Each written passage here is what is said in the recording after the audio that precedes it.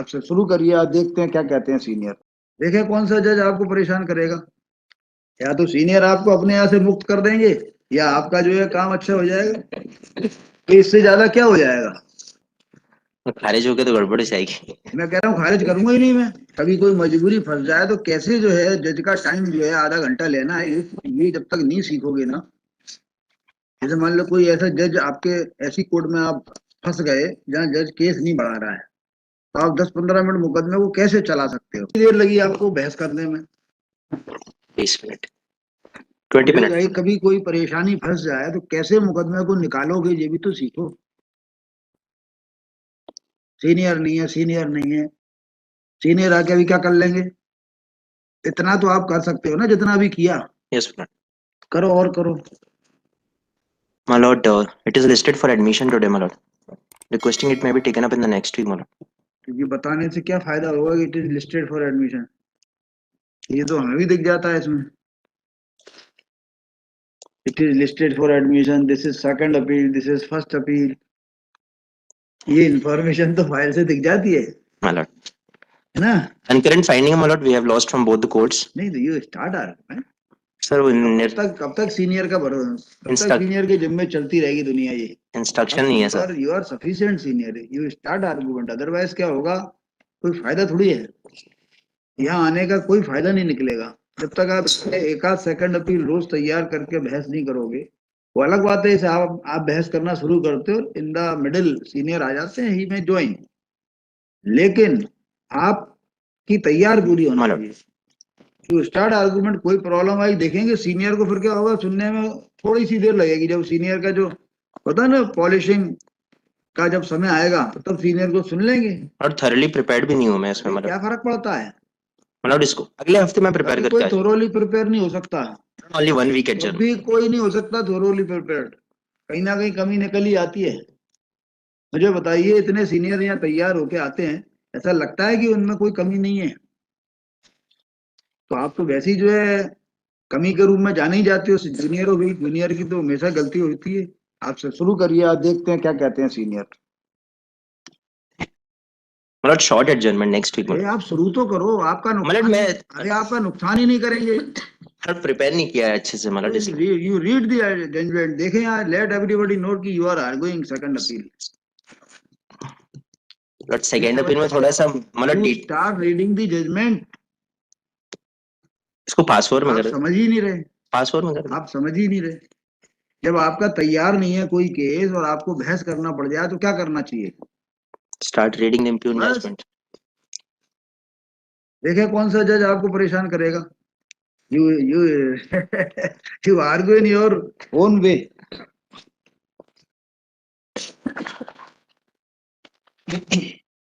या तो सीनियर आपको अपने यहाँ से मुक्त कर देंगे, या आपका जो है काम अच्छा हो जाएगा। तो इससे ज्यादा क्या हो जाएगा। नहीं समझे। और यदि आज आपने बहस करके इसको एडमिट करा ली तो आप सीनियर फिर इस कोर्ट में आना बंद कर देंगे, ये भी बता रहे हूँ। खारिज हो गया तो गड़बड़ हो जाएगी। मैं कह रहा हूँ खारिज करूंगा ही नहीं मैं। खारिज सीनियर के आने भी करूंगा। इसको मैं अगले हफ्ते प्रिपेयर करके नहीं रहे पहली बात, मैं मतलब इतना कह रहा हूँ, आप स्टार्ट तो करिए। समझ क्या मतलब मैं आप बहस तो शुरू तो करिए। मैं प्रिपेयर करके आऊंगा तो I will be in a better position to demonstrate. आप केवल जजमेंट पढ़िए। आप बताइए, आप वादी हो प्रतिवादी हो तब तो बता सकते हो। अब सब्सटेंशियल क्वेश्चन ऑफ लॉ पहले बने रहते हैं, अब तो पढ़ दीजिए, कुछ तो करिए। जोर जोर से बोलिए बस। आपका टर्निंग पॉइंट हो सकता है यही हो।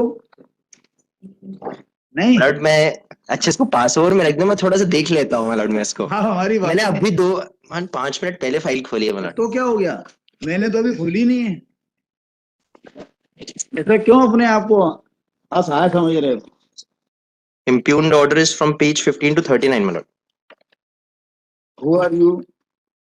My lord, I was a tenant in the, I was plaintiff in the trial court, my lord. I am tenant of. You are plaintiff, you are tenant. Yes, my lord, I was tenant. Tenant filed the suit. Tenant filed the suit. For what? For. The tenant is the plaintiff. Yes, my lord. Tenant is the plaintiff, my lord. Suit was for. अंदाज से बता दो, ऊपर लिखा रहता है judgement के पहली लाइन में लिखा रहता है, जजमेंट जो होता है अपीलेट कोर्ट का, ट्रायल कोर्ट का, उसकी पहली लाइन में जनरली लिखा रहता है, वहां से बताओ। और पहली लाइन में नहीं होता तो पहले पैरा की आखिरी लाइन में होता है। आप बैठिए, आराम से बैठिए, आज इनका टर्निंग पॉइंट है। सर मैंने इनसे कहा हुआ है हम अपील खारिज नहीं करेंगे जी। फिर क्या, मैंने कहा क्यों डर रहे हो आप, शुरू करो। ये पढ़ो, पैरा 3 पढ़ो, जैसे उसमें क्रिमिनल अपील में पैरा 3 पढ़ते हैं ना, वैसा इसमें पढ़ो आप। वादी का दावा संक्षेप में इस प्रकार है कि वादी Madhav group of ITI Bandhavgarh colony Satna एवं स्वामी नीलकंठ आईटीआई सतना रोड मैहर जिला का संचालक है। वादी ने प्रतिवादी से विवादित भूमि स्वामी नीलकंठ आईटीआई की स्थापना हेतु 21,000 रुपए मासिक किराए पर प्राप्त किया था तथा किरायानामा इकरारनामा 25/3/2014 को लेकर नोटरी से सत्यापित कराया गया। उसने विवादित भूमि को किराए पर प्राप्त करने के बाद विद्युत विभाग से विद्युत कनेक्शन प्राप्त किया तथा आईटीआई की स्थापना में लगने वाले कीमती मशीनें व अन्य उपकरण किराएदारी परिसर में स्थापित किए तथा प्रशिक्षकों की नियुक्ति कर अध्यापन का कार्य संचालित किया। जून 2016 में प्रतिवादी ने वादी से कहा कि विवादित परिसर का किराया 21,000 रुपए के स्थान पर 50,000 रुपए किराया दो, अन्यथा विवादित परिसर खाली कर, जिस पर वादी ने 50,000 रुपए प्रतिमाह किराया जून 2016 से प्रतिवादी को देना शुरू कर दिया और विद्यार्थी गण को औद्योगिक प्रशिक्षण देने का कार्य करता रहा। प्रतिवादी ने 18 मई 2017 को मध्य प्रदेश विद्युत मंडल उप संभाग मैहर को गलत आवेदन देकर किराएदारी परिसर में लगा विद्युत मीटर हटवाकर विद्युत सप्लाई बंद कर दी। वर्तमान में भी my lord, so basically the suit was for the declaration, my lord, that he is the tenant of the suit property, my lord, and which was shown in the schedule A of the plaint, my lord. And the plaintiff also sought a decree of permanent injunction, my lord, for restraining the defendant from interfering in his possession from the suit premises, my lord. Suit was for declaration and permanent injunction. Yes, my lord. Declaration to the effect that defendant, but plaintiff is tenant. Yes, my lord. This be declared that plaintiff is tenant. Yes, my lord. And he should not be dispossessed without due process follow. यही कहा होगा। Yes, my lord. और बताइए। And the second relief he sought that for restraining the defendant, that he may not interfere with the possession of the plaintiff, my lord. हाँ वही। दावे का क्या हुआ? Trial court dismissed the suit, my lord. And the decree was to the effect that इन्होंने कोई counter claim भी लगाया था क्या? Yeah, simply stated your suit has been dismissed, or they have filed counter claim. Counter claim was also filed, my lord. Counter claim was for possession.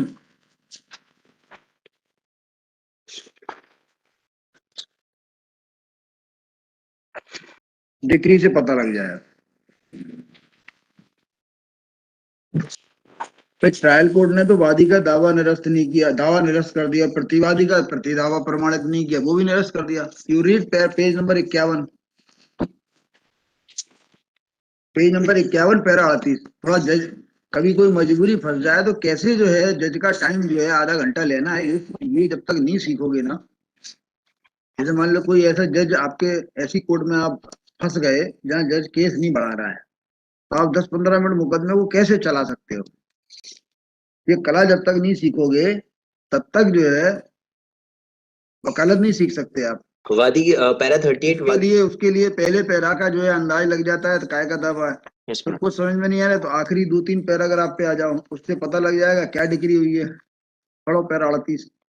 वादी यह प्रमाणित करने में असफल रहा है कि वह आराजी नंबर 293, 394, 302, 303 ग्राम मोइला आश्रम में लगी हुई आराजी में बने 15 कमरे जो 8 बाई 225 फीट में बने हैं तथा कमरों के सामने 10 फीट बाई 225 फीट की गैलरी, 170 फीट बाई 55 फीट में निर्मित हॉल तथा 30 फीट बाई 180 फीट में रिक्त भूमि जो बाउंड्री वॉल से घिरी है, जिसमें नजरी नक्शा अनुलग्न आ में लाल स्याही से दर्शित किया गया है, का किराएदार हो, अतः वादी ने अपना दावा प्रतिवादी के विरुद्ध प्रमाणित नहीं किया है तथा प्रतिवादी ने अपना प्रतिदावा प्रमाणित नहीं किया है और अतः वादी का दावा एवं प्रतिवादी का प्रतिदावा निरस्त किया जाकर निम्न आशय की डिक्री पारित की जाती है।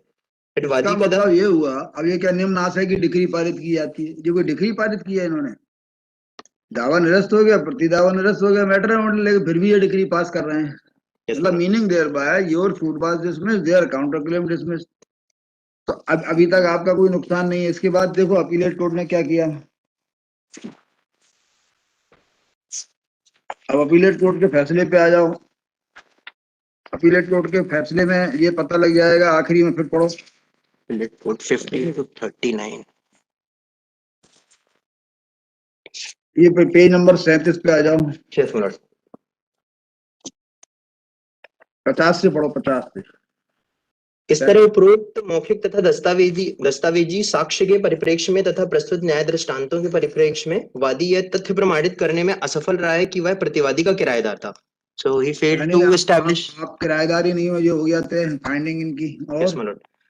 चूंकि वादी और प्रतिवादी के संबंध किराएदार और मकान मालिक के नहीं रहे हैं, इसलिए उसे स्थायी निषेधाज्ञा दिए जाने का प्रश्न ही शेष नहीं रह जाता। अंत में वादी की ओर से यह कहा गया है कि अधीनस्थ न्यायालय ने समस्त तथ्यों साक्ष्य का विवेचन न करते हुए त्रुटिपूर्ण निर्णय पारित किया है। तो इस संबंध में अधीनस्थ न्यायालय के निर्णय दिनांक 18/9/2019 के अवलोकन से यह प्रकट है कि अधीनस्थ न्यायालय ने कंडिका 16 लगायत 37 में सभी तथ्यों एवं साक्ष्य की विधि के अनुसार विवेचना करते हुए उक्त निर्णय पारित किया, जिसमें कोई त्रुटि होना दर्शित नहीं होता। उपरोक्त संपूर्ण विवेचना के आधार पर अधीनस्थ न्यायालय द्वारा निर्णय दिनांक 18/9/2019 में वाद प्रश्न क्रमांक 1, 2 एवं 3 के संबंध में जो निष्कर्ष निर्धारित किए हैं, उक्त निष्कर्षों में तथ्यों एवं विधि की कोई त्रुटि होना दर्शित नहीं है। इसलिए अधीनस्थ न्यायालय के उपरोक्त निर्णय में दिए गए निष्कर्षों में हस्तक्षेप किया जाना उचित नहीं है। अतः अधीनस्थ न्यायालय द्वारा अपने निर्णय दिनांक 18/9/2019 की पुष्टि की जाती है। और अपीलार्थी इनका जो काउंटर क्लेम खारिज हुआ था, उसकी अपील की थी क्या इन्होंने? ये और देख लो, आपने अपील की थी क्या mister Malik? No, my lords. तो ये जो है कब्जे में नहीं है क्या? My lords, they were the principal of the said institution that has been held by the both the courts below. Also, my lord, that has been held that the Ikrarnama, that is the Kirayanama on which they are placing reliance on, was not produced by them. What they were claiming that वो MPEB के जिनको बुलाया गया था, he didn't came and he tore off that page from the record. They were not able to prove that the rent agreement was executed way back in 2014, my lords, that they are relying upon. So, my lords, on the basis of that, it was held by both the courts below that they have failed to prove that they were the tenants in the premises, my lord. Now, at present, who is in possession of the property?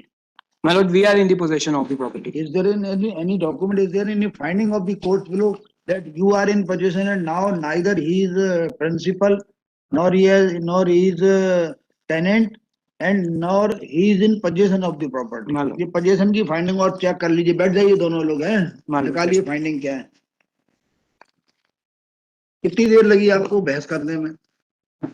20 minute, 20 minute. कभी कोई परेशानी फंस जाए तो कैसे मुकदमे को निकालोगे, ये भी तो सीखो। सीनियर नहीं है, सीनियर नहीं है, सीनियर आके अभी क्या कर लेंगे? इतना तो आप कर सकते हो ना, जितना अभी किया। यस, करो और करो।